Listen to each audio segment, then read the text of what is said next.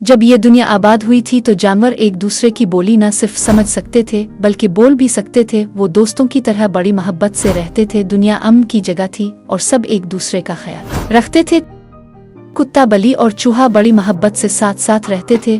वो इकट्ठा खाते पीते साथ रहते और एक दूसरे की खुशियों और तकलीफ में शामिल होते। फिर एक दिन एक गैर मुतवक्के वाकया किया पेश आया कि सब कुछ ही बदल गया। एक दिन कुत्ता घर आया तो उसके पास एक हड्डी थी। बली और चूहा दोनों इस वक्त घर पर नहीं थे क्योंकि दोनों ही कुछ खाने पीने की चीज ढूंढने गए थे। कुत्ते ने अभी हड्डी जमीन पर रखी ही थी कि इसे एक आवाज सुनाई दी। वो तेजी से बाहर की तरफ लपका। इसे शक हुआ था कि इसका मालिक कहीं तकलीफ में ना हो या फिर इसे इसकी जरूरत ना हो।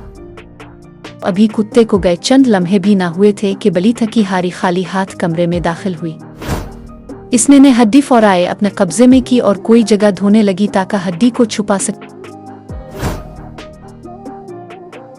के धोने के दौरान इसे जमीन में एक सुराख नजर आया। वो कुछ देर तक सोचती रही, फिर इसने सुराख में हड्डी छुपाने का इरादा मुलतवी करते हुए मकान की छत की तरफ देखा और फिर तेजी से वो मकान की छत पर पहुंच गई।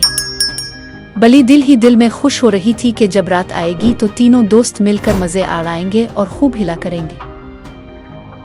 कुत्ता जब वापस आया तो इसे हड्डी कहीं भी नजर नहीं आई। इसने सारे ही कमरों में हड्डी को ढूंढा मगर उसकी तलाश बेफायदा रही। इसी दौरान चूहा भी खाली हाथ घर वापस आ गया। दोनों ने मिलकर घर का कोना कोना छान मारा मगर हड्डी को ना मिलना था ना मिली। दोनों ने हार नहीं मानी और अपनी तलाश जारी रखी। चूहे और कुत्ते को अचानक छत पर बली की झलक नजर आई तो दोनों का माथा ठनका। जरूर कोई गड़बड़ थी। हड्डी की झलक नजर आई तो दोनों को शक हुआ कि बली ने हड्डी को अकेले हड़प करने का मंसूबा बनाया था।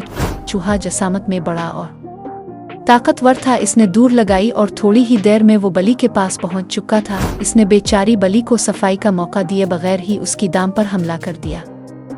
चूहे की पेदर पे हमलों से बचते हुए बमुश्किल बली कह सकी, मेरे दोस्त मेरी बात तो सुनो। मैं एक अच्छे मकसद के तहत ये हड्डी ऊपर छत पर लाई थी। चूहा सख्त गुस्से में था। बली की टांग को मुंह में दबाते हुए बोला, मुझे तुम्हारी कोई भी दलील मुतासिर करने वाली नहीं। तुमने खुद गर्जी का मुजाहरा करते हुए हड्डी चुराने की कोशिश की है।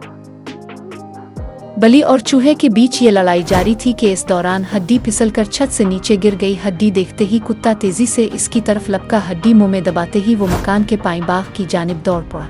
कुत्ता पाई बाग में बैठा उन दोनों का इंतजार करने लगा। इसे यकीन था कि जल्द ही वो तीनों किसी फैसले पर जरूर पहुंच जाएंगे कि हड्डी की तकसीम तीनों दोस्तों में किसे हो। वो दोनों कुत्ते को ढूंढते रहे। जब कुछ देर हो गई तो कुत्ते को भूख सताने लगी। इसने ये सोचा कि वो अपना हिस्सा खाकर बली और चूहे को हिस्सा छोड़ देगा। बली जब मकान के पाई बाग में पहुंचती है तो क्या देखती है कि कुत्ता मजे से हड्डी चबा रहा है।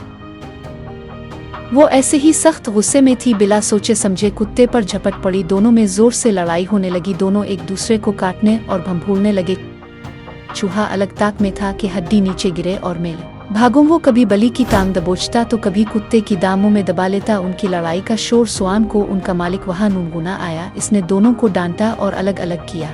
चूहा, कुत्ता और बली मालिक के बीच बचाव करने से अलग अलग हो गए मगर उनके दिलों में पड़ी गिरा ना निकल सकी। वो दिन उनकी दोस्ती का आखिरी दिन था। इस दिन के बाद से जब भी उनका एक दूसरे से आमना सामना होता है तो कुत्ता फौराए ही बली पर हमला कर देता है और वो भी जवाबी वार करने से बाज नहीं आती। बली को जब भी कहीं चूहा नजर आता तो वो इसे पकड़ने के लिए दौड़ पड़ती है। बली का डर से चूहे ने बिल बनाकर रहना शुरू कर दिया और वो अपने बिल से उसी वक्त निकलता है जब बली आसपास ना हो। हड्डी के एक टुकड़े और तीन दोस्तों के बीच होने वाली गलतफहमियों ने दोस्ती के खूबसूरत रिश्ते को खत्म कर डाला।